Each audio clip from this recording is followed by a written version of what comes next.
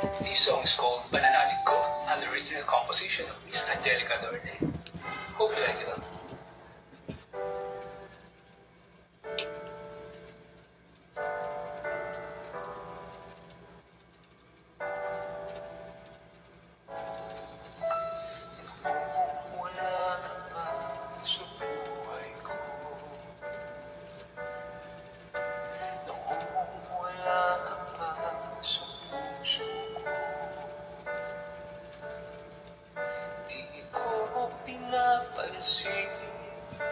Pag-ibig mo sa'kin, pag-ibig at biyaya mo hindi ko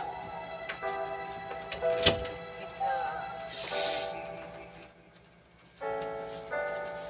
Buhay sa kasalanan ang puso ko, pag-ibig ko'y hindi ilan sa'yo. Mahina sa puso ang pagkatao ko, pananalig ko sa iyo'y hindi siniseryoso.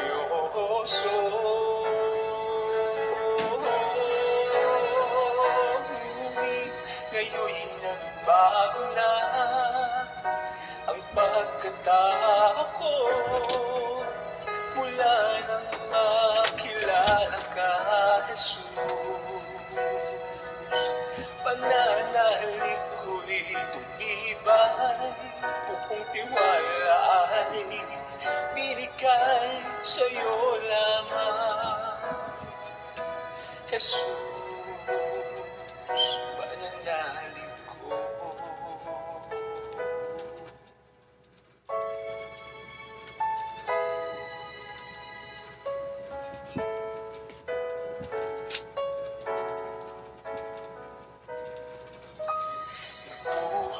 Sa kasalanan ang puso ko, pag-ibig ko'y hindi ilan sa'yo. Mahina sa puso ang pagkatao ko, pananalig ko sa iyo'y hindi siniseryoso.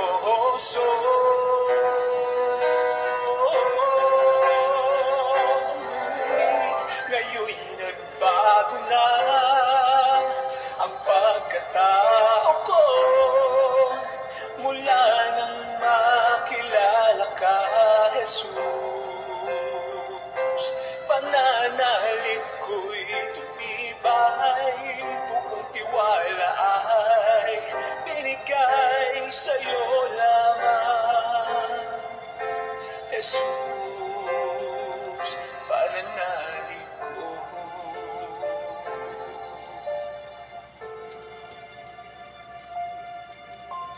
Sa'yo lamang, Jesus.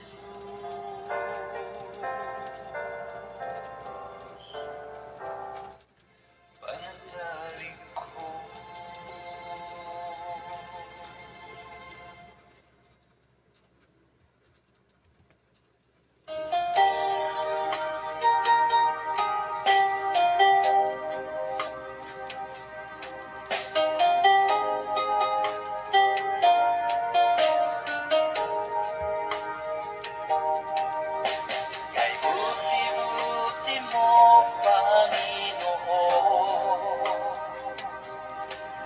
Sa lahat ng oras, sa bawat araw, ikaw laging tapat kong magmahal. Ang iyong kaaway magpawalang hanggan. Pinupuri, sinasamba kita, dakilang Diyos at Panginoon. Tunay na ika'y walang katulad, tunay na ika'y di nasa ating inagmamahal.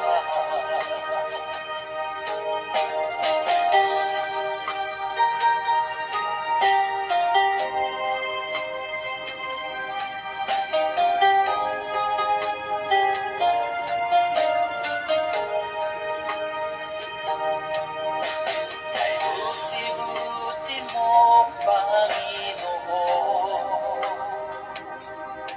sa lahat ng oras, sa bawat araw, kahit laging tapat kong magmahal. Ang iyong kaawa ay magpawalang hanggan. Pinupuri, sinasamba kita, dakilang Diyos at Panginoon.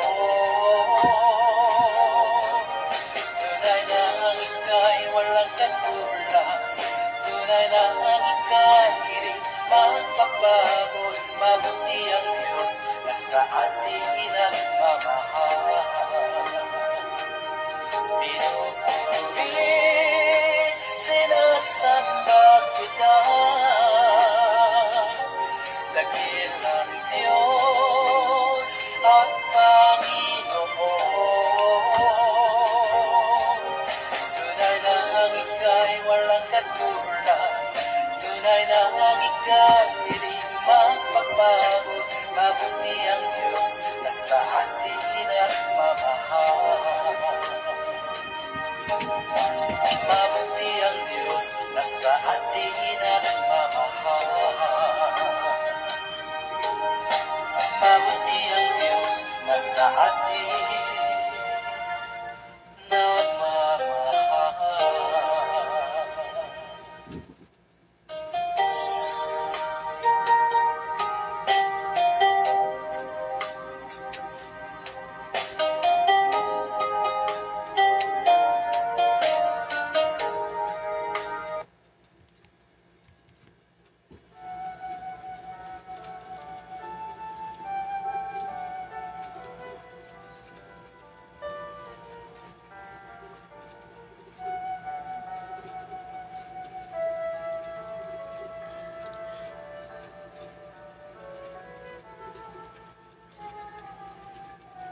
Sa pagising pa lang natin kaninang umaga, ay ipinadama na ng ating Diyos na buhay ang kanyang kabutihan.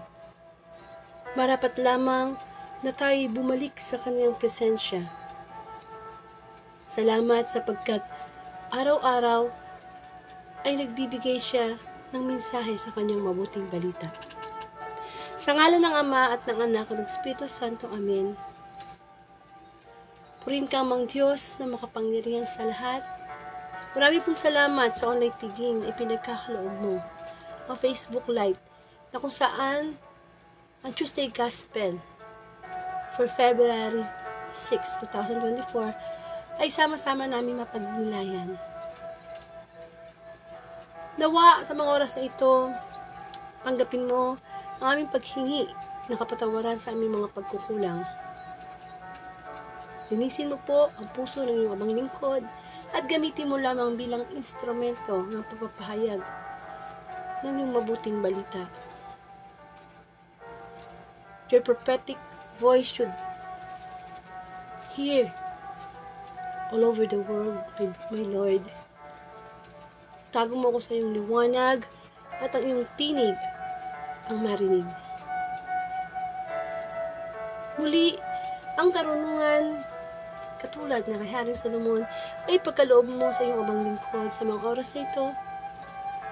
Ang kababaan ng loob katulad ng Panginoong Hesus ay pagkaloob mo sa abang lingkod mo. Ang kapuspusan naman na Espiritu ay hinihingi ko po upang sa ganun ang Espiritu mo at Espiritu ko ay magkaroon ng kaugnayan upang ang aming espiritual na buhay ay magkaroon ng kalakasan. Panginoon, sa mga oras na ito ang pinakamahalagang oras sapagkat ikaw ay nangungusap ng live sa aming Panginoon.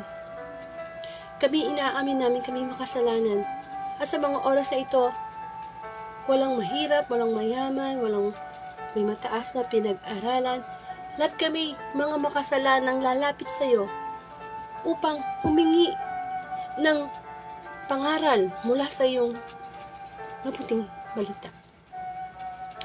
Ngayon din, Lord, dinadalangin ko ang makakarinig ng Tuesday Gospel, Lord. Touch them, O Lord. In Jesus' name, ano man ang mga hadlang, mga balakid na magiging dahilan para hindi magkaroon ng concentration sa message mo, Lord. In Jesus' name, kinakasat ko po. At nawa ang kapuspusan ng banal ng Espiritu ang manahan sa bawat isa, sa bawat sulok ng mundo, ano man ang ginagawa namin. Salamat, Panginoon, sapagkat through social media, naghahatid ka ng mabuting balita. Muli, Panginoon, ito ay samot dalangin namin sa pangalan mo. Panginoong Jesus, sa ating Diyos Ama, kay sa Espiritu Santo. Amen. Bigyan po natin ng parangal ang mabuting balita. Hallelujah, hallelujah. Purihin ka mang Diyos na makapangyarihan sa lahat. Hallelujah, hallelujah.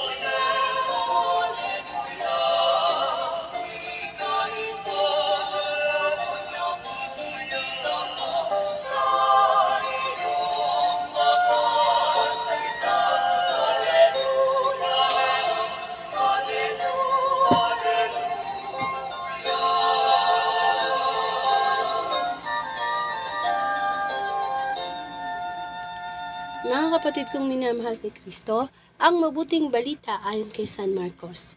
Papuri sa iyo, Panginoon. Mga minanang turo. May mga pariseyo at ilang eskribang galing sa Jerusalem na lumapit kay Jesus. Nakita nila na ang ilan sa mga alagad ni Jesus ay kumain ng hindi muna naghugas ng kamay sa paraang naaayon sa turong minana nila. Ang mga Hudyo, lalo na ang mga Pariseyo, ay hindi kumakain hanggat hindi nakapaghuhugas ng kamay ayon sa mga turong minana nila sa kanilang mga ninuno.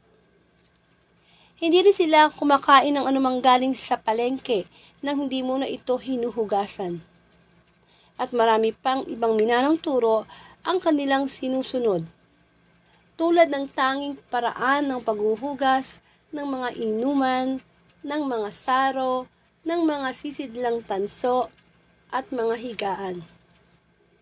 Kaya tinanong ni Jesus ng mga Pariseyo at mga eskriba, bakit hindi sumusunod ang mga alagad mo sa mga turo ng ating mga ninuno? Kumain sila nang hindi man lamang naghugas ng kamay ayon sa paraang iniutos. Sinagot sila ni Jesus, tamang hula ni Isayas tungkol sa inyo. Mapagpaimbabaw nga kayo, gaya ng kanyang isinulat. Paggalang na handog sa akin ng bayan ko'y paimbabaw lamang, sapagkat sa bibig at hindi sa puso ito bumubukal. Papurit pagsambang ginagawa nila'y walang kabuluhan, ang utos ng tao ay itinuturong utos ng may kapal. Niwawalang kabuluhan nga ninyo ang utos ng Diyos at sinusunod ninyo ang turo ng tao.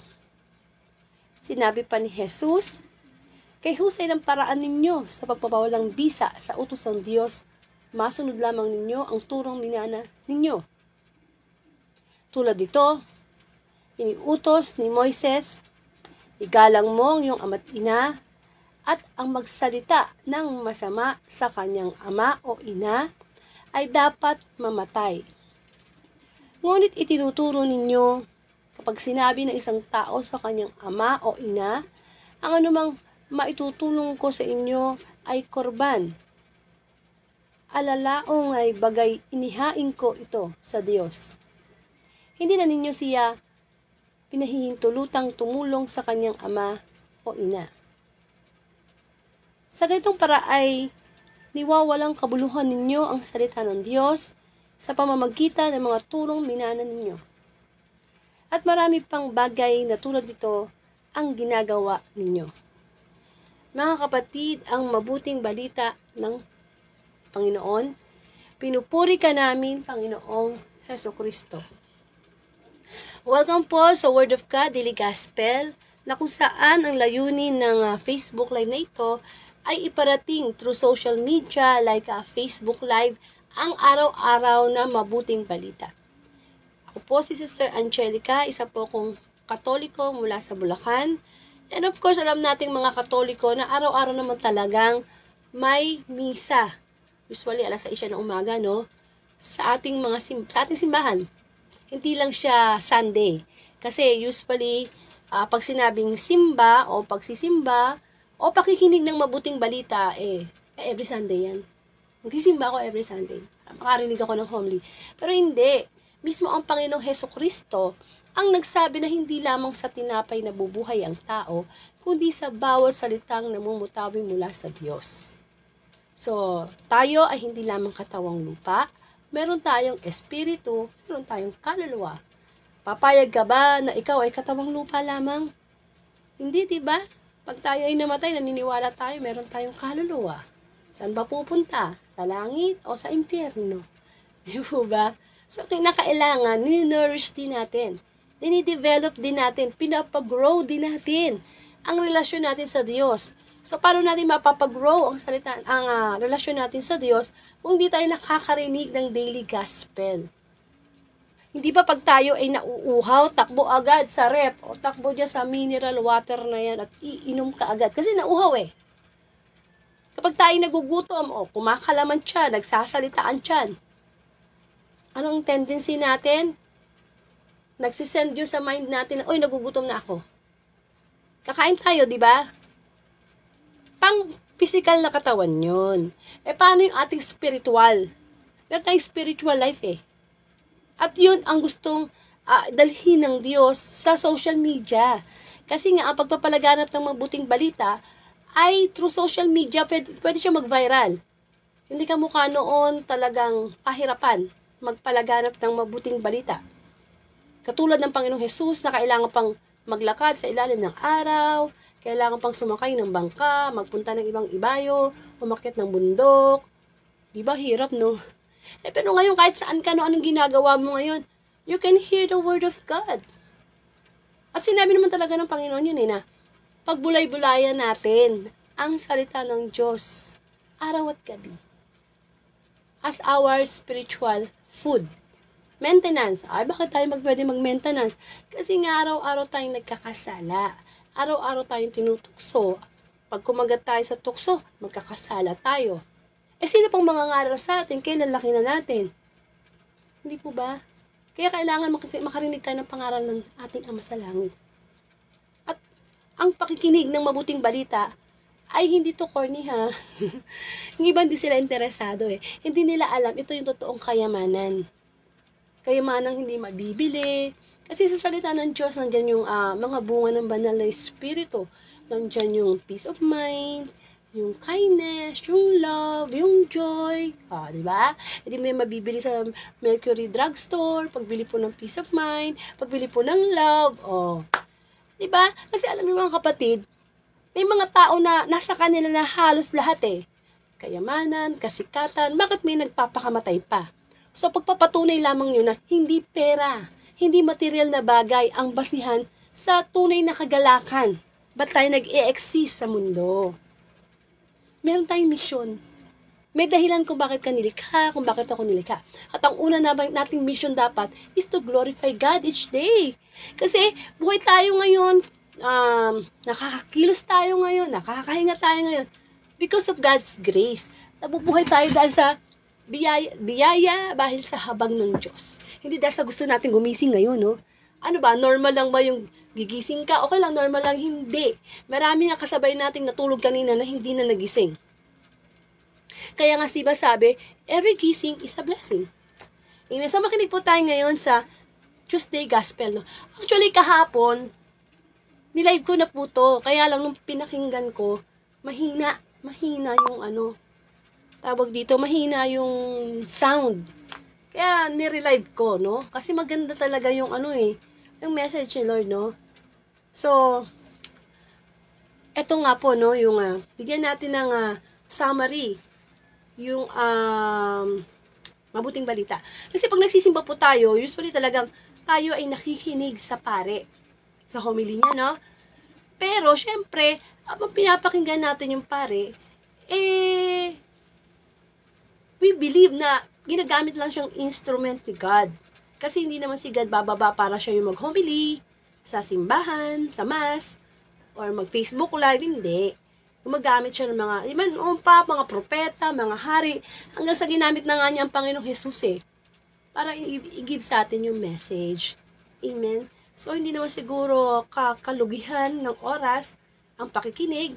And of course, you can share this Facebook live gospel sa inyong timeline, sa inyong group chat para makarinig din yung mga kasama nyo. Kasi, po yan inuutos po. Ang mission po talaga ng Panginoong Jesus, kung ba't siya nagkatawang tao, is para to proclaim the word of God. Na isinalin niya sa kanyang mga alagad, at hanggang sa Pope natin, hanggang ngayon sa panahon natin, no? So, I can share the word of God, you can share the word of God through social media. Amen. O mga magulang, nanay, tatay. Kung nasa bahay kayo ngayon, lakasan niyo yung volume ng cellphone niyo kasi maganda ang aral ng mabuting balita ngayon tungkol sa mga anak na suwail, mga anak na lapastangan, hindi marunong magrespeto, no? So mamaya, itatakal natin yan kasi nasabi yan dito sa gospel. Okay. Ang mga pariseyo at ang mga eskriba, alam nating sila ay mga talagang eksperto. Nag-aral talaga sila tungkol sa salita ng Diyos. At sa panahon ni Jesus, talagang may mga sinusunod silang mga batas, mga turo, mga minanang turo. Kamukha halimbawa na bago ka kakain, maghugas ka ng kamay. O, di ba? Panahon pa ni Kristo, maghugas ka muna ng kamay. Ayo ba, pag kumakain ngayon, naguhugas ba ng kamay? Di ba yan ang tinuturo natin sa mga anak natin? Wash your hands first bago ka kumain. Pasensya na kayo, malat yung boses ko, no? Kasi galing ako sa ubo sa sipon. Uso ngayon yan. Okay. So, hindi lang yun. Kailangan yung mga pinamili nila sa palengke, bago nila yan lutuin, malinis dapat yan. Yung kanilang mga gagamiting mga saro, mga inuman, mga sisidlang tanso, mga higaan, dapat malinis. Malinis dapat. Gagali si Pariseo tsaka si Eskriba pag hindi yan malinis. Sa madaling salita, masyado silang may tawag dun balidoso o balidosa. Alam mo yon? Yung bang tipong, di ba, nakakilala ka ba ng tao na talagang napakalinis sa katawan? Oo, napakalinis. Yung bang tipong hindi aalis kapag hindi nakaayos, hindi nakaligo. Yung masyadong tinitingnan yung sarili, baka tumatanda na ako, kailangan ko ng ganito, ganyan. Sobrang linis sa katawan.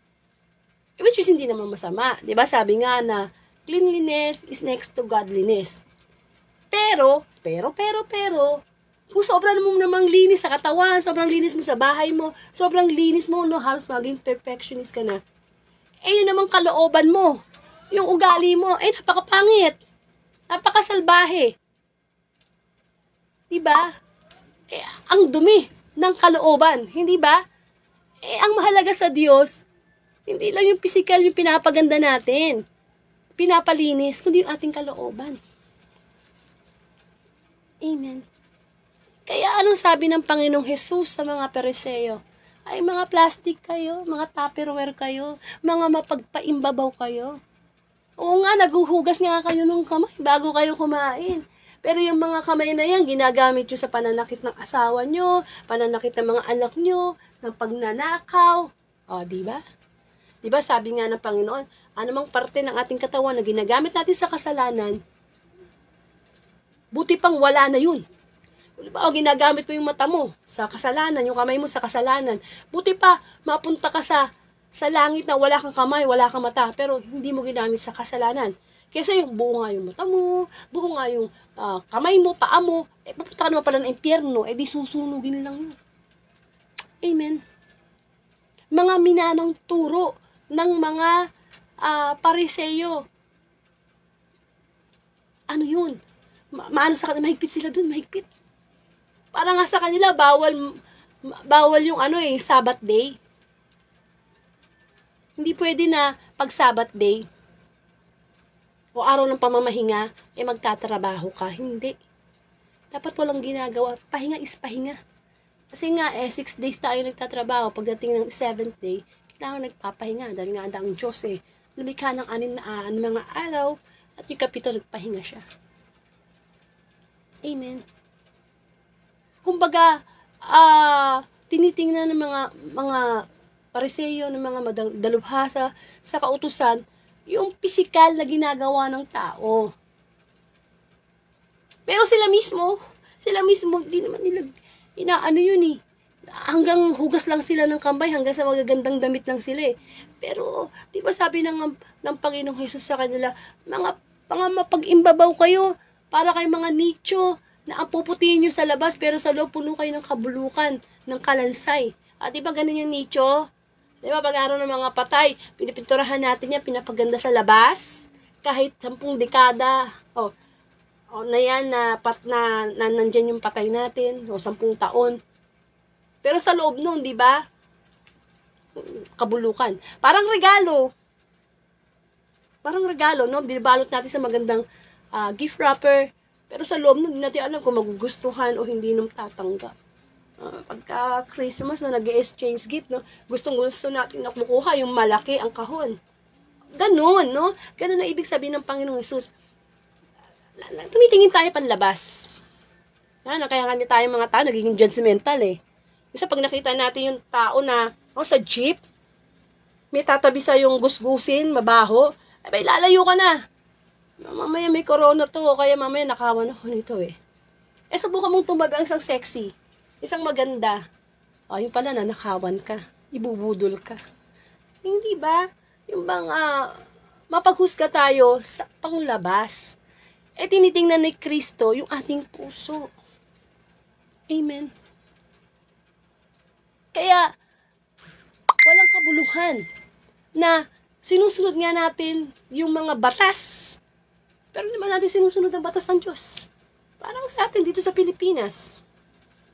Bawal magtapon ng basura. Nakakatawa Nakapaskil doon sa poste. Bawal magtapon ng basura. Pero nandun lahat yung basura. Kaya kung gusto mo makakita ng isang bundok na basura, maghanap ka ng nakapaskil na bawal magtapon ng basura. Bawal tumawid, nakakamatay. Diba? Ano pa? Bawal ganito, bawal ganyan. Pero kung ano yung bawal, yun yung ginagawa natin. Di po ba? Samantalang ko tayo ay susunod sa minana nating utos mula sa ating kanununuan kila Moises, kila Abraham, kila Isaac, sa mga haring Solomon, kay Kristo. Kahit walang batas ng tao, magiging mabuting tao. Bakit? Magtatapon ka ba ng basura kung unang inuutos sinusunod mo ang una sa lahat ang utos ng Diyos? Amen. Magnanakaw ka ba? Kung ang utos ng Diyos huwag kang magnakaw. Abay, kahit na siguro may tindahan ka dyan. At walang tindera, basta yung honesty is the best policy. Ikaw na yung kusang bibili, ikaw na magsusukli sa sarili mo. Hindi na kailangan ng batas ng tao. Amen. Yung batas ng tao, minsan, madalas bina-violate yan Ay, wala namang pulis, wala namang nakakita, di gagawin. Gagawin, di ba? Minsan nga sa mga simpleng bagay ng batas ng tao, magsuot ng helmet, Kasi para protection, hindi ma-disgrasya. O kung ma-disgrasya, protection sa ulo. Pero nangangatwiran tayo. Mag-helmet ako, ang itiint ng helmet. Mag-helmet ako, dyan lang naman ako pupunta. Nakakatakot. Nakakita ako ng tatay, anak, at nanay na nagmumotor na walang ka-helmet-helmet. Ang lalakas ng loob nila. Para sila walang kamatayan. Hindi ba? Ang aksidente ba, nasasabi natin, nasa malapit at malayo. Kung minsan nga po kung anong ingat natin sa pagmamaneho, may mga kasabayan tayo na hindi sila maingat na pwede silang madisgrasya nila tayo. Kasi napapanood ko sa YouTube nag-aabang lang siya ng sasakyan Ay, marurot yung truck. Ayun, tinamaan siya. Aksidente. Isang pamilya natutulog lang sa bahay nila. Nabangga ng malaking sasakyan. Patay lahat. Amen. Alam naman natin na pagsuot ng helmet, may penalty yan. Kapag tayo ay nahuli.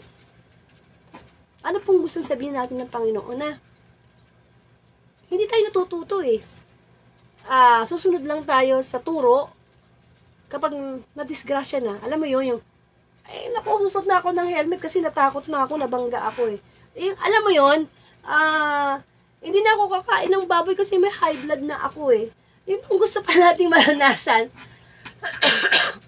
Excuse me. Yung consequences ng mga ginagawa natin bago tayo sumunod. Bago tayo sumunod. Hindi naman dapat ganun. Amen. Ano pa ba? Mga minanong turo, no? Sa atin lang mga Pilipino Ay, good morning, Brother Jerry Nabalde, ang pinaka-pogi kong guest preacher. Wow, may ganun. Ayan. Oy, brother, ano kita ha? I-schedule kita tong February ha. Magsisend ako sa'yo ng gumawa na ako ng Bible guide o Bible daily gospel for February 1 to February 29. Pili ka na lang kung saan ka available, okay? So, isa yan sa mga guest preacher ng Word of God. Kasi minsan po, kumukuha ako ng mga guest preacher. Pero, ako talaga yung everyday nag-gospel since August 5, 2019. So, good morning po, Brother Ernesto Clarisan. So, tuloy natin. Sa atin lang mga Pilipino dito sa Pilipinas ano ba yung mga minana nating turo? Galing ako sa Obo, galing ako sa Malat. Okay. Ayun. Hindi ba mahilig tayong mga Pilipino sa kasabihan? Kasabihan, pamahiin. Pamahiin, ano may mga pamahiin? Nako, may dumaang itim na pusa. Hindi ako lalabas. May mangyayaring masama sa akin. Hindi ako lalabas. Yung pala, dapat lumabas siya kasi magsisimba siya May nakisang puting pusa. Puti. Itim na pusa Hindi ba? So, anong nangyari? Hindi ka pagsimba.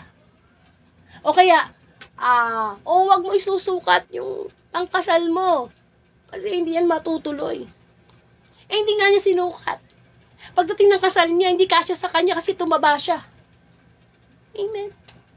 O kaya, wag maliligo kapag may patay. Isang buwan yung patay na binurol, di naligo na isang buwan. Diba ba? O ano sabi ng mga matatanda? Wala namang mawawala kung susundin natin yan. Mayroong mawawala. Malaki ang mawawala. Nahahati yung ating pananampalataya, yung paniniwala natin. Kapag tayo nakakilala na sa Diyos, wala na dapat yung pamahiin, wala na dapat yung kasabihan. Kasi we cannot serve two God at the same time. Hindi tayo pwedeng maglingkod sa dalawang masters. Amen. Dapat isa lang. Kung tayo sa Diyos, magsisimba tayo, nakakita tayo ng itim na pusa, umalis ka dyan, itim na pusa, kahit isang batalyon ka pa, magsisimba ako. Kasi yun ang paniniwala natin si God Amen. Kung may namatay, isang buwan ibuburol, ay naku, maliligaw ko araw-araw. Hindi ba? O kaya, wag daw magwawalis sa gabi, lalabas ang swerte. Ay, lalabas ang swerte, pero papasok ang ipis, ang daga, ang baho ng bahay. Amen. Dapat dapat nakakilala sa Diyos. Hindi na dapat ganyan. Mga minana na nating turo yan mula sa ating mga lolo't lola eh. Amen. Kaya kailangan, ang gusto namang makita sa atin ng Diyos, yung nasa puso natin. Sabi nga dito sa Mabuting Balita, kung ano yung lumalabas sa puso, sa nguso natin, galing yan sa puso. Galing yan sa puso. Amen. At, sabi nga dito, okay. Yung paghuhugas nga ng kamay sa mga pariseyo, ano yun? Hindi yung kaaya-aya sa kanila. Sabi nga, tinanong nga nila ang Panginoong Jesus, bakit yung mga alagad mo di naghuhugas ng kamay? Amen. So, sa ngayon, wala na yan. Marami ng tao hindi naghuhugas ng kamay. Hindi na nga nagdadasal eh, pagkakain eh. Nauna na nga yung selfie eh. Kaysa sa pagdarasal eh. Before meal and after meal. Naiiba ang mundo, ang pananampalatayang tao. Sumusunod sa modernong panahon. Amen. So, eto pa yung sinabi dito, no? Sa Mabuting Balita. Itong last part, maganda to eh. Sa Marcos chapter 7 verse 10. Ito. Lakasan nyo yung cellphone nyo. Andiyan ba katabi mo ba yung anak mo? Ilan ba anak mo? Kasi para sa kanya yung mensahe na ito eh. Sabi ng Mabuting Balita, nung Tuesday, no, kahapon. Kasi nga, nire-relive ko to kasi mahina yung volume nung kahapon. Kaya inulit ko, no? So, Marcos chapter 7 verse 10. Tulad nito, iniutos ni Moises, igalang mo ang iyong ama't ina at ang magsalita ng masama sa kanyang ama o ina ay dapat mamatay. Kamusta na ba ang relasyon natin sa ating mga anak? Tayo ba yung may anak na may respeto sa atin? O meron tayong anak na nilalait tayo, minumura tayo? Aray ko. Parang hindi ko ma-imagine ganun anak ko, no? Kaya nga, di ba, ang utos ng Diyos, palakihin ang iyong anak sa aral ng Diyos. Anong kabuluhan na laging ang honor yung anak mo sa school, laging matataas ang grades, laging high honor. Bastos naman ang bunganga, bastos naman sa magulang. Anong kabuluhan nyo? Amen. So, igalang natin ang ating ama't ina. Utos yan ng Diyos. Nasa 10 utos yun eh. Igalang mo yung ama't ina. Mahalin mo yung ama't ina. No matter what. Kaya na maging mabuti o masama silang magulang, ang utos ng Diyos, igalang mo sila. Kung yun nga kapwa-tao mo eh, anong sabi ng salita ng Panginoon? Love your enemy. Ibigin mo ang iyong kaaway, di mo namang kaduguyan. Ibigin mo yan. Ipagdasal mo yung mga lumalait sa'yo. Yung kayang magulang mo, ang hindi mo igalang. Amen. Anong natututunan ng mga kabataan ngayon sa social media? Pag-ibig sa mundo, pag-ibig sa mga material na bagay. Nakakalimutan nila ang pag-ibig sa magulang. Ano ang mga kabataan ngayon? Pakilakas ang volume. Paki-share to. Ang mga kabataan ngayon, mas binibigyan pa nila ng priority ang iba kaysa sa magulang. May mga kabataan na kapag birthday ng kaibigan nila o ng boyfriend nila o girlfriend nila o ng teacher nila o kahit sino ng ibang tao, ay bumibili sila ng regalo. Best friend eh. Pero pag birthday ni nanay, birthday ni tatay, di man lang mabigyan kahit kapirasong panyo. Kapag may problema kayo, kabataan, kanino kayo lumalapit? Sa best friend nyo? Sa alak? Sa barkada? Andiyan si nanay o. Andiyan si tatay o. Pwede nating lapitan. Sila naman nagpapakain sa atin, nagpapaaral eh. Pag may sakit naman tayo, di mo tayo papagamot ng best friend mo eh. Hindi naman best friend mo nagpapakain sa'yo eh. Hindi naman best friend mo yung, hindi ba? Dahil pag ang kabataan ngayon, hindi ko naman nilalahat ha, pero usually ganyan. Mas gusto nilang kasama yung barkada nila kaysa sa magulang nila. At ito pa ha, may mga kabataan, nag-aaral, nagbo-boyfriend, nag-girlfriend. Kapatid, you cannot serve two masters at the same time. Nag-aaral ka pa lang, huwag ka muna mag-boyfriend, huwag ka muna mag-girlfriend. Mag-concentrate ka muna sa pag-aaral mo kasi pinaghihirapan niya ng magulang mo. Eh, sasabihin naman ng anak, gusto ko lang naman ng inspirasyon eh. Anong inspirasyon? Andyan ang tatay mo, andyan ang nanay mo, silang gawin mo inspirasyon. Nakakapaghintay ang lahat. After mo makapagtapos, after mo maibigay sa kanila ang para sa kanila, kasi di ba sabi nga, ang mga magulang, ang tungkulin, pag-aralin ng mga anak. At ang mga anak, ang tungkulin nila, mag-aral silang mabuti.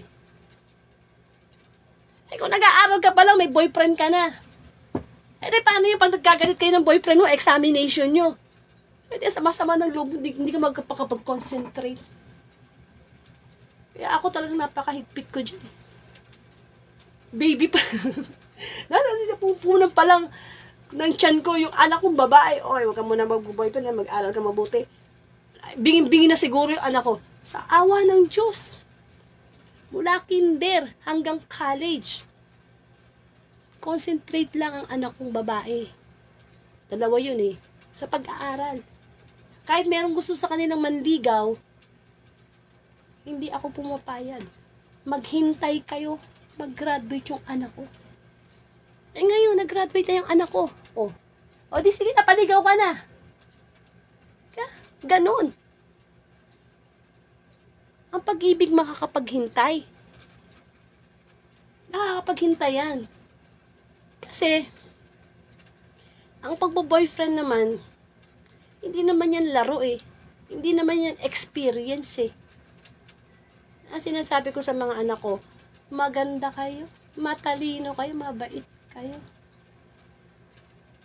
Hayaan yung pumila yung mga manliligaw sa inyo.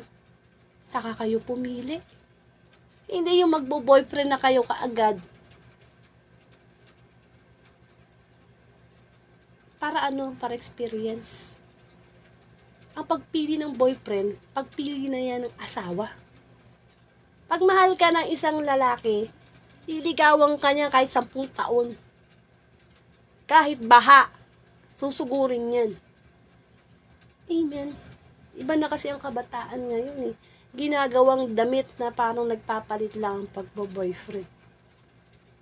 Kailangan meron tayong i-instill na aral sa ating mga anak, sa ating mga apo. O kung di na tayo naging successful sa ating mga anak, sa ating mga apo. Amen. Ang totoong kayamanan na mapapamanan natin sa ating mga anak o apo ay salita ng Panginoon. Yung mapalaki natin sila na maayos, mabuting tao. May takot sa Diyos, una sa lahat, mahal nila ang Diyos. Pinakilala natin ang Diyos. Kung papalaki natin ang Diyos, ang anak natin na, ito, pamana ko sa'yo yung 3 business ko, yung bahay at lupa ko, yung sasakyan ko. Tapos wala naman palang relasyon sa Panginoon. Ano yun? Pangmundo lang yung inheritance na ibinibigay natin. Amen. Magsimula sa ating henerasyon ang pagmamana o pagbibigay ng mana na kumilala ang ating mga anak o apo sa Diyos. Kung tayo ay lumaki na hindi naman tayo talaga nagkaroon ng relasyon sa Diyos, ganun na yun eh. Ito ano magagawa eh. Hindi tayo tinuruan ng magulang natin. Kaya ako ba, lumaki ako sa pamilya na hindi nagsisimba. Lumaki ako sa pamilya na hindi nababasa ng Bible. Na ang pagkakilala ko nga sa Diyos noon, isa lang eh. Diyos na lumikha ng lahat, Diyos na nagpako sa krus. Isa lang. Wala akong Ama, Anak, Holy Spirit. Kaya alam. Amen. Nakapasok lang yata ako ng simbahan noon. Nung binyagan ako eh. Tsaka pagka merong patay na ibubuk na iaano sa simbahan. Kasi nga, hindi ako naturuan ng mga magulang ko. Kaya ngayon sa henerasyon ko, ito yung mapamamana ko sa aking mga anak. Para yung mga anak ko, kapag sila ay nagkaroon ng pamilya, ng anak, yun din ang ipamamana nila. Biro mo, patay na tayo. Yung generation natin na pagkilala sa Panginoon, ay papasa natin generation to generation. Nawawala na ngayon ng mga yung pagmamano. Mahalo tayo sa ating mga magulang, mga matatanda. Magpo at opo tayo, yan ang mga manang itinuro sa atin na dapat natin ipagpatuloy. Amen. Ibigay natin, igalang natin mga, lalo na ang ating mga ina. Hello mga mami, mga mama, mga nanay, mga anak. Igalang natin ang ating ina. Ang ina nag-iisa lang yan. Hindi natin mapapalitan yan. Siya ang nagturo sa atin paano magsalita, lumakad. Ang feelings ng ating ina, ang unang nakaramdam niyan tayo. Nung nasa sinapupunan tayo ng ating ina, pag malungkot si mama, malungkot din yung feeling ng baby. Nararamdaman ng baby yung emotion ng nanay. Pinagbubuntis pa lang siya. Tapos ngayon kung sagot-sagot din mo yung nanay mo, para kang hindi nanatili sa kanyang katawan ng 9 na buwan. Nag-iisa lang nanay, hindi na yan mapapalitan. Kaya yung mga nanay nating matatanda na, hindi na gusto niya ng kayamanan, ang gusto niya yung panahon, pagmamahal. Anytime na mamatay sila, meron silang mabaon. Ay, namatay ako, pero mahal ako ng anak ko. Kesa yung, namatay ako, pero naku, baon ako sa sama ng loob sa mga anak ko. Amen. Hindi yung, porke may narating ka na sa buhay, porke nakatapos ka na ng pag-aaral, titulado ka na, professional ka na, doctorate ka na, kung makapagsalita ka sa nanay mo, parang hindi siya ang nagturo ng A, B, C, 1, 2, 3. Hindi ba?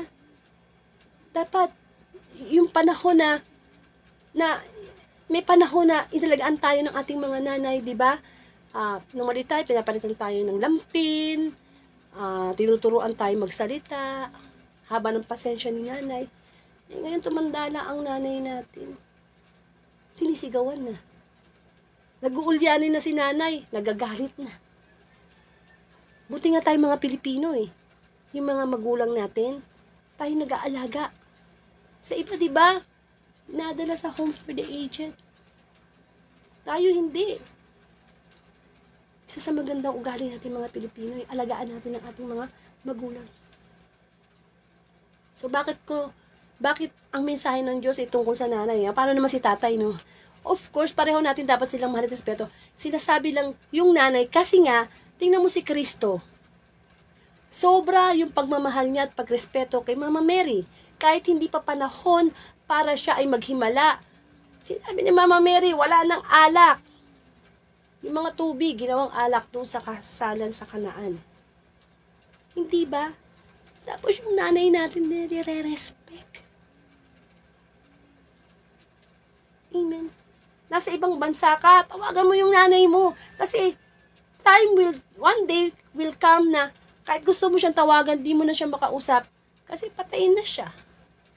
Pag siya ba'y nasa kabaong, siya kakaiiyak, sorry nanay, sorry. Sorry mo. Hindi na niya madidinig yun. Yan, naalala ko na naman yung nanay ko. Wala na kasi ako nanay. Matay na yung nanay ko. Yung nanay ko nung nabubuhay, napakamaalalahanin. Bibigyan ako niya ng pulbos. Ano yung Johnson, yung maliit. Ibabalot niya sa typewriting paper. Sa susulatan niya, happy birthday, mahal kong anak. Walang birthday ko na hindi niya ako binigyan ng regalo. So, natutunan ko yun sa kanya. Kaya ako din ganun. So, anong maano natin sa ina? Ang ina, gagawin lahat eh. Ay, saktan mo na ako, wag lang yung aking anak, sabi ng nanay. Iba magmahal ang ina. Iba. Kaya nga, di ba sabi daw eh, sino ba daw ang mas malakas? Mas malakas ang loob. Mas matapang, lalaki o babae?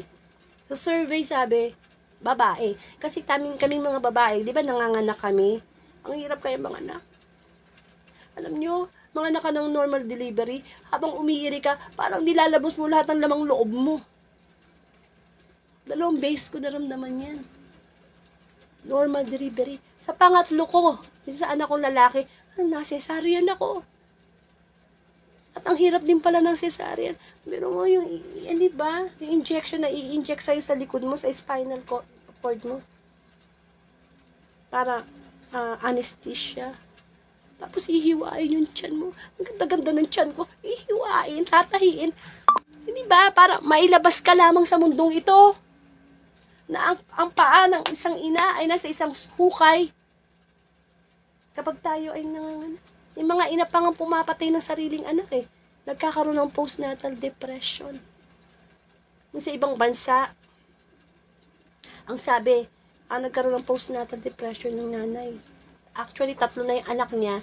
Doon sa pang-4, kasi pag nanganganak, ang nabubuntis kasi ang nanay, naiiba ang hormones. Oo, naiiba yung hormones. Tingin niya doon sa baby niya, masama na. Gusto niyang patayin. Tapos so, pinatay niya yung baby niya. Pinatay niya yung 3 pa niyang anak. Tapos pinatay niya yung sarili niya. Kaya hindi madali ang magbuntis. Ano yung tsura ng mga lalaki pag nagbuntis? Sige nga. Hindi nga babae eh.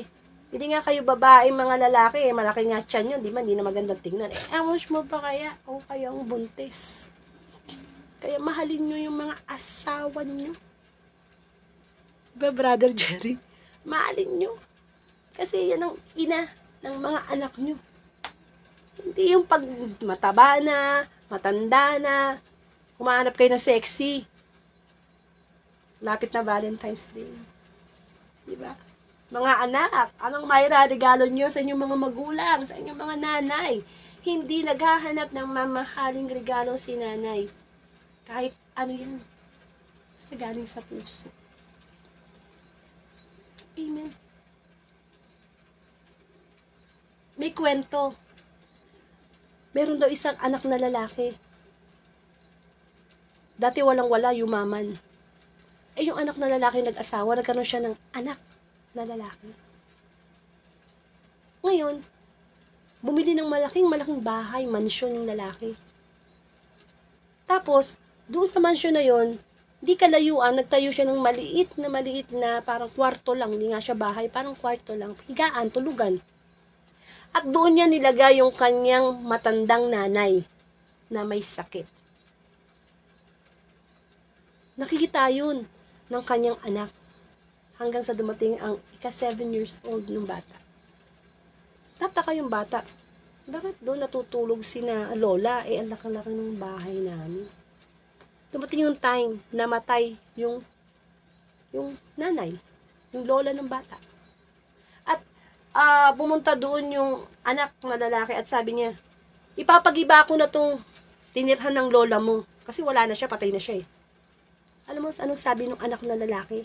Yung 7 taong gulang. Daddy, wag! Wag mong gibain yan, Daddy. O bakit naman? Laki-laki ng bahay natin ah. Naku, Daddy, pagtanda mo, dyan din kita ilalagay. Dyan din kita ititira. See? Anong lesson doon? Kapag nagtanim ka ng pagmamahal, nag-aani ka ng pagmamahal. Bihira yung nagtatanim ng pagmamahal, nag-aani ng hindi pagmamahal. Amen. Lalo na, kung kayo'y may asawa na, kung yung mga anak nyo may asawa niya, dapat bumubukod na kayo ng bahay. Hindi pwede yung minana natin okay, we are nasa extended family. Pero di ba sabi nga pag nag-asawa na yung babae tsaka lalaki, dapat bumubukod na sila. Kung hanggang ngayon nasa pisan ka pa rin ng mga magulang mo, ba't ka pa nag-asawa? Kasi ang pag-asawa, di naman talaga biro, di ba? Hindi kaning isusubo mo lang sa rice cooker. O, social na eh, rice cooker na eh. Pag napasok, niluluwa. Amen. At kung nakikipisan ka sa mga magulang mo o sa biyenan mo, ang nanay mo ang reyna doon sa kanyang tahanan, sa kanyang bahay. Hindi yung nakikipisan ka lang, parang ikaw pa yung hari o reyna. Kaya nga bumukod ka eh, para may sarili kang kingdom, kaharian, maghari-harian ka doon. Amen. Dapat, ang nanay, bigyan nyo naman ng graduation. Ang tatay. Di ba? Nung maliit kayo, nalagaan na kayo hanggang sa paglaki nyo eh. Pati ba naman apo? Pati ba ng apo sila pa magpapaaral? Sila pa pagpapakain? Ano yung balik sa grade 1? Hayaan natin ng mga lolo't lola, sila yung kusang magsabi na, gusto ko nang makita yung apo ko. I-enjoy ko naman yung moment sa kanya. Hindi yung binibigyan nyo ng obligasyon ang mga magulang nyo na dapat obligasyon nyo yan. Hindi masamang tumulong ang magulang. Pero ilang panahon na lang ang natitira sa kanila. Ang lakas nila sa pag-aalaga sa inyo nung maliit kayo, hindi na kasing lakas ng quality ng lakas nila sa mga apo nila. Mahina na mga tuhod ng mga yan. Dapat yung hindi na pag-graduate na. Si nanay at si tatay, ano naman mag-date naman sila. Kasi nung maliliit kayo, mga busy eh. Di ba? Hayaan nyo naman sila mag-enjoy ng kanilang katandaan. Yung sila naman ang bibigyan, hindi naman kayo na lang lagi ang tumatanggap. At mga kapatid, sabi nga, ang isang ina kaya mag-alaga ng 10 anak, pero ang 10 anak, naku po, nagpapasahan sa isang ina. Huwag mong gagawin yan. Huwag niyong gagawin yan, utang na loob. Kung ang nanay niyo at tatay niyo matanda na, mag-agawan kayo. Mag-agawan kayo, ako mag-aalaga niyan. O, sumuporta na lang yung mga kapatid, financially. Pinagpapala ng Diyos ang mga anak na marunong tumanaw na utang na loob. Hindi yung pagmatanda na sisipa-sipain mo na lang. Tatanda ka rin. Yung ginawa mo sa magulang mo, gagawin din yan sa'yo ng anak mo. Gusto mo ba yun? Isang universal rule. Kung mong gawin sa kapwa mo, ayaw mong gawin sa'yo. Diba? Kaya nga itong minanong turo, tama yung sinabi dito eh, yung binasa natin kanina. Galang mo ang iyong ama at ina. Tulad ng iniutos ni Moises, no? Ang sabi, ang magsalita ng masama sa kanyang ama ina ay dapat mamatay. Siguro hindi naman siguro yung mamatay na papatayin ka, hindi. Mamatay sa impyerno. Amen. Anak ka, minumura mo yung magulang mo, yung nanay mo. Tao ka ba? Kahit sabihin natin nagkamali ang nanay mo sa pagsasalita o hindi niya nasabi ng maayos, wala kang kaparapatan kahit kapiranggot para siya'y murahin. Of course, iba nga yung pagpapalaki sa atin noon sa ngayon eh. Noon, tingin pala ng lola ko, takot na ako eh. Tingin pala yun. Ngayon, ang didilat ka na sa apo mo, sa anak mo, ay nako po. Ang mga bata ngayon ha, mag-observe kayo. Pag sinabi niyong wag, pangatawanan niyo. Kasi pag sinabi niyong wag at ginawa nila, ay naku, tuwang-tuwa yung mga yan. Naisahan kayo. Ay, wag ka dyan, lolo, lola. Tapos tutuwa-tuwa ka pag ginawa ko. Sinusubukan tayo ng mga kabataan, ng mga bata. Amen. Ang ating mga magulang ay co-creator ni God. Makinig ang may pandinig. Ang ating nanay, ang ating tatay, ay co-creator. Ibig sabihin, sino ba ang creator? God the Father. Paano tayo naging tao? Ginamit niya yung tatay mo, yung nanay mo, para maging tao tayo.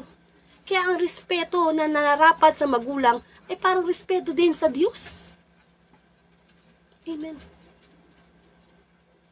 Huwag nating hayaan na lumisan ng ating mga magulang na may sama ng loob dahil hindi natin sila respeto.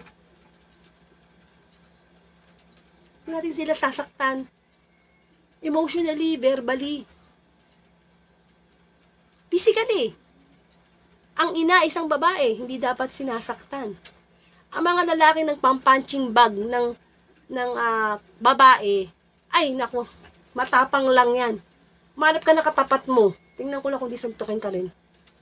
Ba't mo susuntukin o sasaktan ng isang babae? Bakit? Ang lakas ba ng babae? Lakas mo? Eh, sa akin, di ubara yan. Amen. Sabi nga ng Diyos, isa na lang kayo eh. Ang babae at lalaki pag nag-asawa. Dapat pag nasasaktan yung asawa mo, mas masaktan ka kasi isa nga kayo eh. Di po ba?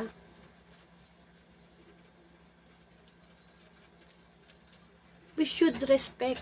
Yan na isa sa mga pamana eh. Na ibigay natin sa ating mga anak. Of course, sa panahon ng generation natin ngayon, pwede naman tayong magbigay sa ating anak ng freedom of expression. They can say what they want to say. Pero, may sinasabi nga tayo na, hindi naman mahalaga kung ano yung sinabi mo eh. Ang mahalaga, paano mo sinabi, paano mo dineliver. Parang joke lang yan eh. Isang joke, isa ang magdi-deliver. Yung isa nag-deliver, hindi natawa yung tao. Yung isa, same joke na dineliver niya, pero natawa yung tao. Anong point doon? Pwede naman tayong sumagot ng maayos sa ating magulang eh. Hindi ba? Mas masarap yung sinasabi mo ng maayos eh. Kaya nga nagkakaroon ng patayan eh, di ba? Road rage. Paano ang itiit ng ulo, minumura ka agad yung nakabanggaan? Eh kung bumaba siya at sinabi na, ay pasensya na po di ko naman po sinasadya, nabangga ko po kayo. Eh hindi, ang tatapang ng tao ngayon eh. Minumura ka agad kahit hindi naman alam kung ano talaga totoong nangyari. Amen. Kaya mga kapatid, pakinig nyo to sa ating mga anak. Kung gaano kahalaga ang mga minanang turo natin sa kabuting asal, sa pagrespeto sa ating mga magulang, lalo na sa ating mga ina, sa ating mga lola, tita. Kahit nga in general na lang na babae. Pagka nasa LRT kayo, paupuin nyo naman yung babae. Titingnan nyo, pag hindi maganda nyo, paupuin. Ang tawag doon, respeto. Kasi ang bawat babae ay pwede mo maging tarang ina. Kaya nga, di ba, yung mga nang re-rape, tinasabi, ba't mo na-rape yung ano ko, yung kapatid ko, yung anak ko? Wala ka bang ina?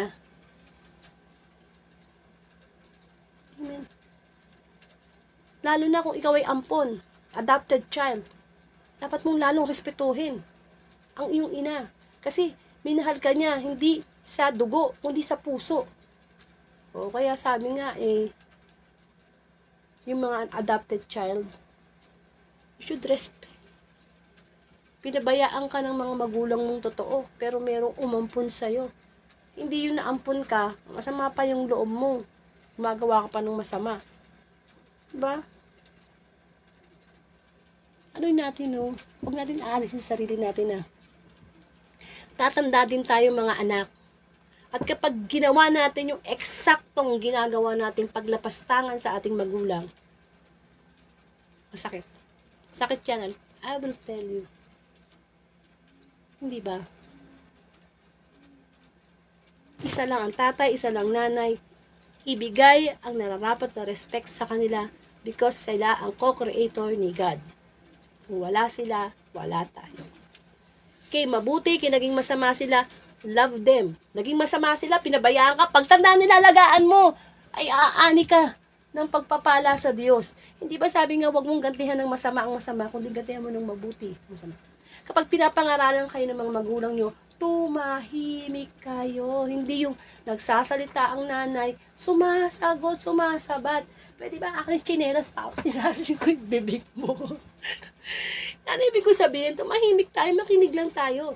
And then, pag hindi na mainit ang ulo ni nanay, ni tatay, pwede naman tayo mag-approach. May nasabi kang hindi maganda. Usap naman tayo. Wala namang bagay na hindi naaayos sa magandang usapan. Amen. At yan ay isa sa mga turo na mamanahin natin sa ating mga lolo't lola na may papasa natin generation to generation. Amen. Bakit ko ito nasasabi? Kasi iba na ang social media. Mga kapatid, lalo na mga magulang, no, lolo't lola. Maliit pa lang anak, huwag nyo nang ipagse-cellphone. 2 years old, 3 years old, walang pang 7 years old, nakababad sa cellphone. Apektado ang ugali niyan. Kaya sumasama ang ugali niya. Kasi, para hindi ka lang maistorbo sa ginagawa mo, binababad mo yung anak. Masama yan. Hindi mo alam, time will come na marami na palang nadidiscover yung bata na mga site, mga porn site. Amen. Puro games, puro games. We should have time na pangaralan ng anak natin, hindi lang sa time na ano sila, na nagkakaroon sila ng kasalanan. Kailangan ang mga bata, pinapangaralan natin kahit wala silang kasalanan. We should discipline them. Hindi kung kailang may kasalanan, kung kailang kumakain, tsaka naninermon, si nanay. Dapat meron kayong bonding time.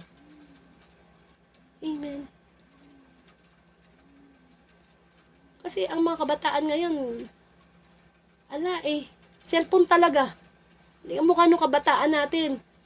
Luksong tinik, Chinese garter, uuwi ng bayan, dungis-dungis. Uwi ako ng bahay, dami kong dalang text. Tutuwa pa ako, sabi ko, Mama, nakabenta ako ng text kasi lagi ako nananalo. Nade-develop yung pakikitungo ko sa aking kapwa bata. Ngayon ang bata yan ang cellphone, tumahimik ka dyan. Ano matututunan nun? Iiyak pa yun kapag kinunan mo ng cellphone kasi nakaka-addict ang cellphone, kapatid. Hindi lang nakaka-addict. Nakakasira ng mata dahil sa radiation. Kaya kung ganyan ang ano mo, ang iyong apo, ang iyong anak, ngayon pa lang, itigil mo na yan. Kung kinakailangan, turuan mo siyang mag-isa, magbasa, o kaya manood na lang ng mga, di ba, meron ng mga cartoons na guided, nag-guide, kaya nga merong parental guidance Amen. Magandang umaga, Sister Passy Falbuena. Di po ba? Mahirap magsisi sa huli.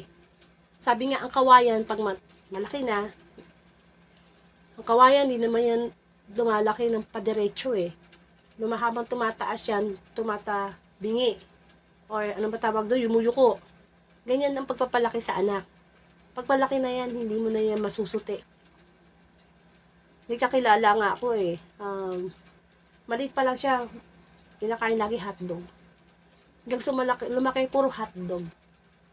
Pakainin mo ng ampalaya, ng gulay, masusuka.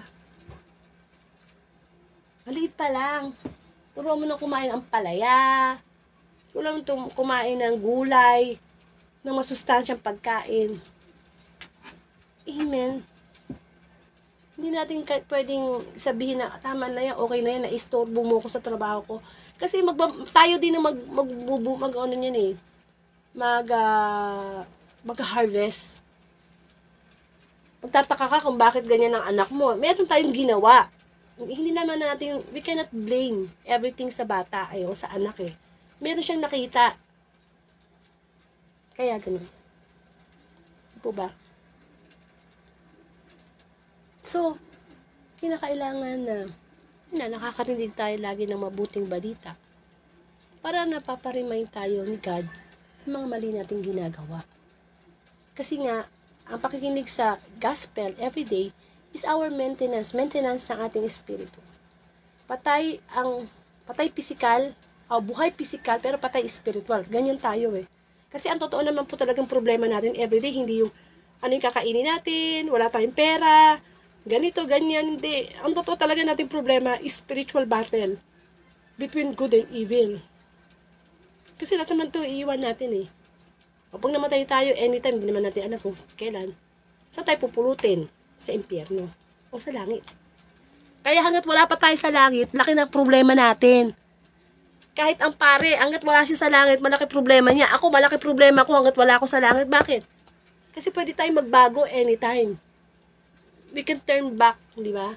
Backslide. Kaya nga dapat, sabi nga, hindi lahat ng tumatawag ng Lord, Lord ay pupunta sa langit. Sino lang pupunta sa langit? Yung sumusunod sa kalooban ng Diyos. Yung nagtitiis hanggang wakas.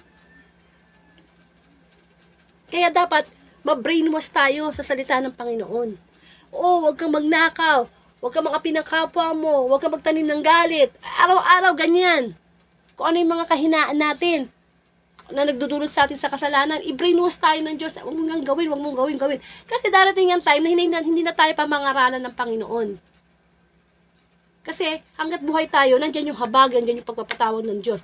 Pero once na kinuha na tayo ng Panginoon, tapos na ang kwento, sarado na ang pinto ng langit. Kahit sabihin natin na, Lord, magbabago na ako. Lord, gagalang ko na yung nanay ko. Lord, ay naku po. Wala na. Kaya salamat tayo sa Panginoon, nakakarinig tayo ng ganito mga libre na Word of God. Na kahit anong ginagawa mo, kahiga ka dyan, nasa biyahe ka, pwede mo pa ipadinig sa kasamahan mo sa bahay. Diba?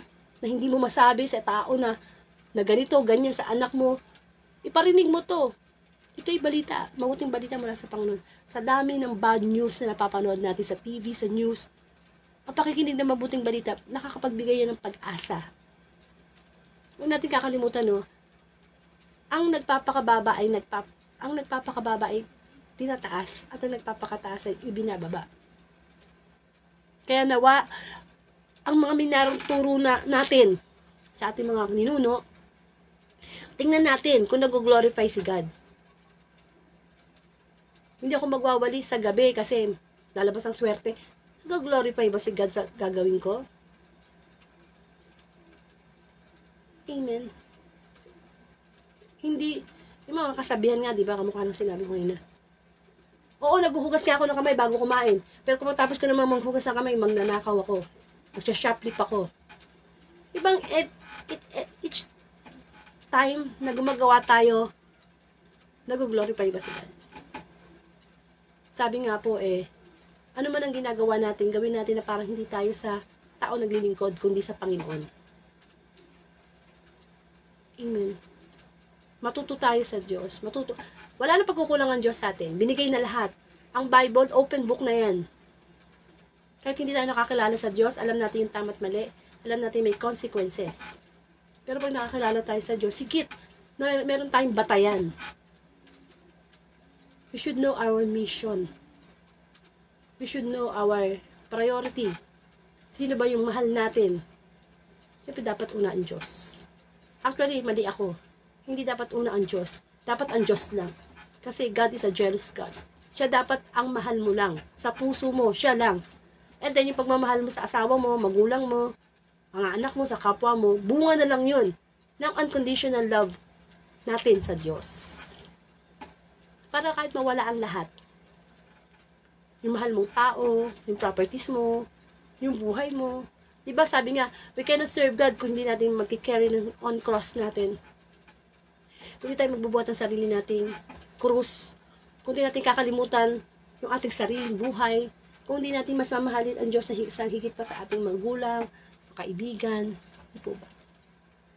Nawa, ang mga minanang turo ay magkapagturo sa atin na ayaw ng Diyos na nagiging mapagpaimbabaw tayo sa Kanya. Ayaw ng Diyos ng maligamgam na pananampalataya. Ang gusto ng Diyos, kung kanya ka, kung hindi, hindi. Kasi diba, maligamgam, ayaw ni Lord na pananampalataya, dahil isusuka niya tayo. Amen. Magkaroon po tayo ng closing prayer.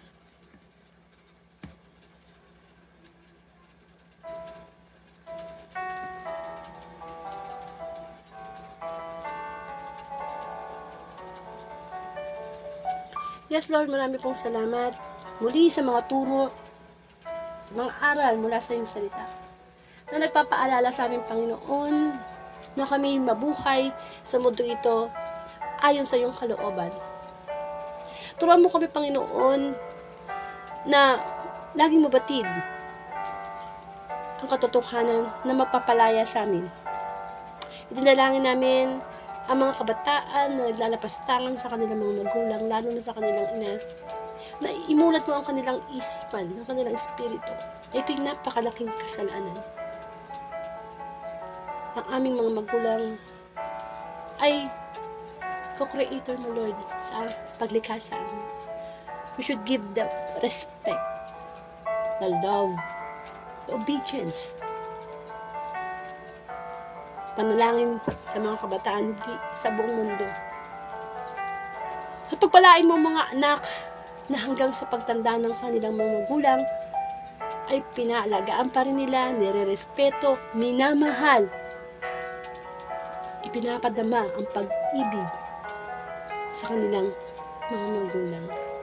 And I pray for all the parents, bigyan niyo po sila ng wisdom na ang maipamanang aral sa kanilang mga anak o apo ay ang aral mula sa Diyos. Ama namin, sumasalangit ka, sambahin ang ngalan mo. Mapasa amin ang kaharian mo, sundin ang loob mo dito sa lupa para na sa langit. Bigyan mo po kami ng aming kakanin sa araw-araw at patawarin mo kami sa aming mga sala para ng pagpapatawad namin sa nagkakasala sa amin. Huwag po kaming pahintulot sa tukso at itkyan mo kami sa lahat ng masama. Lord, pagpalain mo ang Facebook Live na ito. I-guide mo ang iyong abang lingkod. Not my will, but your will be done, my Lord. Ikaw ang bida sa Facebook Live na ito. Patuloy mong pagpalain na araw-araw ay magamit mo ang Facebook Live na ito to glorify your name, to proclaim your daily gospel. At nawa marami pang mga kaluluwa ang makarinig at mag-share ng everyday gospel upang sa ganung Panginoon, ang iyong pagpapala, ang iyong pag-ibig ay lumaganap sa sangkatauhan. Ikaw ang dahilan kung bakit kami ay patuloy pa nag-exist. Nawa lagi kaming matuto sa iyong mga salita. Maraming pong salamat, Panginoon. At ang lahat ito'y dalangin ko sa iyo, Ama, sa pangalan ng Anak, kaysa ng Espiritu Santo. Amen.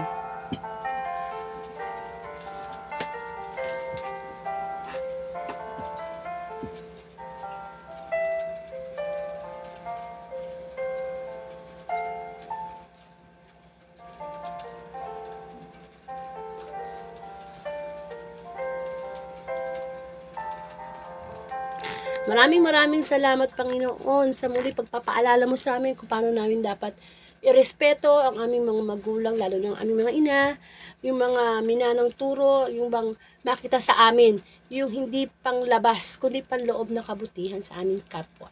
So, kung hindi nyo po naumpisahan ng Facebook Live na ito, yung Tuesday Gospel, pwede po kayo pumunta sa aking Facebook account o sa aking YouTube account, pasubscribe na lang po, type po yung pangalan ko, Angelica Dorde.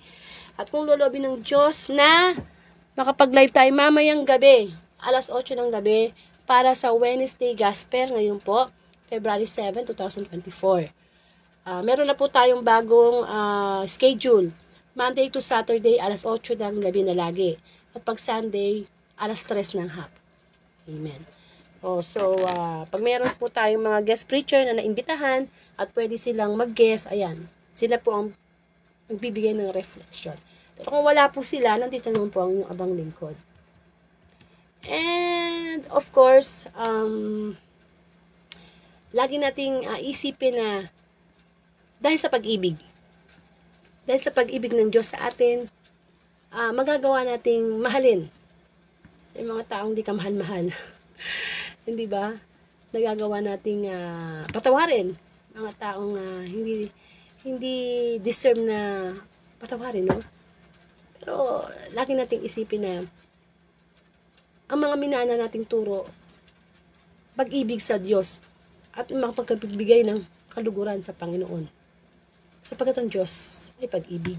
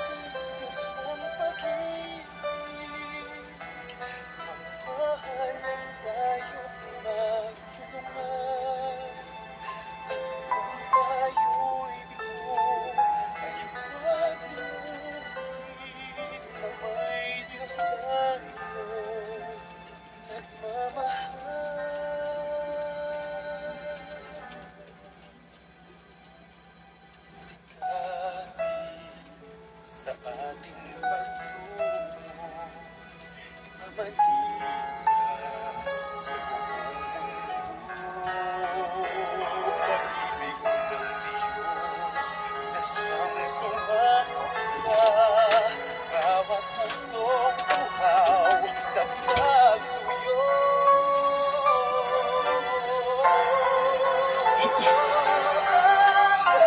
Ang Diyos natin, Diyos ng pag-ibig, magmahalan tayo't magtulungan. At kung tayo'y bigo, ay huwag limutin na may Diyos tayo nagmamahal.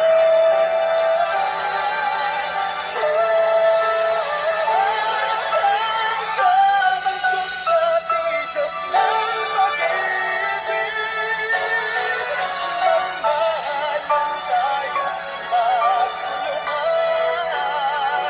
At kung tayo'y bigo, ay huwag limutin na may Diyos tayo.